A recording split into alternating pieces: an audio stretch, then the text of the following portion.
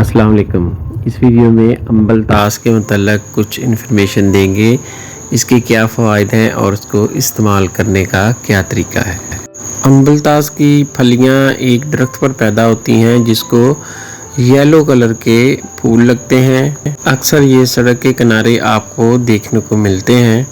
इसकी फलियां शुरू में सब्ज़ होती हैं और जब ये पक जाती हैं तो फिर ये स्याही माइल शक्ल अख्तियार कर लेती हैं।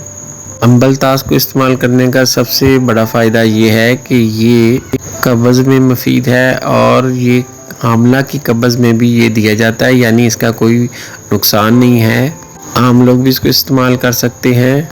इसको खांसी में इस्तेमाल किया जाता है। अगर बहुत ज़्यादा रेशा है तो रेशा खारिज नहीं हो रहा, ऐसी सूरत में इस्तेमाल किया जाता है। और इसके अलावा कब्ज़ में भी इसका इस्तेमाल किया जाता है। इसको इस्तेमाल करने का बेहतरीन तरीका यह है कि इसको इस तरह आप पकी हुई अम्बलतास लेनी है, उसको अंदर से खाली कर लेना है। इस तरह तमाम उसका जो मवाद है वो बाहर निकाल लें किसी बर्तन में। अम्बलतास का गूदा आपने 50 ग्राम लेना है। इसको आपने किसी बर्तन में निकाल लेना है। उसके बाद आपने इसके अंदर तकरीबन 100 ग्राम के करीब अरके सौंफ शामिल कर देना है। इसको भिगो के रख देना है।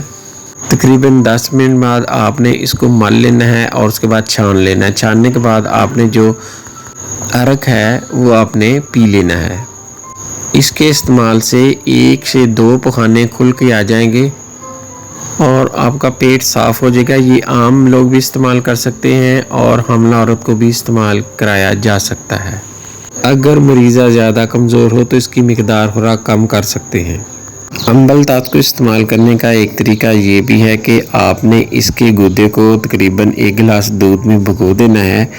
4 मिनट बाद इसको अपने हाथों से मसलें और छान लें। छानने के बाद 1 चम्मच और रोगन बादाम शामिल करके इसको मिक्स करें और पी लें। इसके इस्तेमाल से बलगमी खांसी ठीक हो जाती है और जितना रेशा रुका हुआ है वो खारिज हो जाएगा। इसके अलावा आपकी कब्ज़ भी रफ़ा हो जाएगी।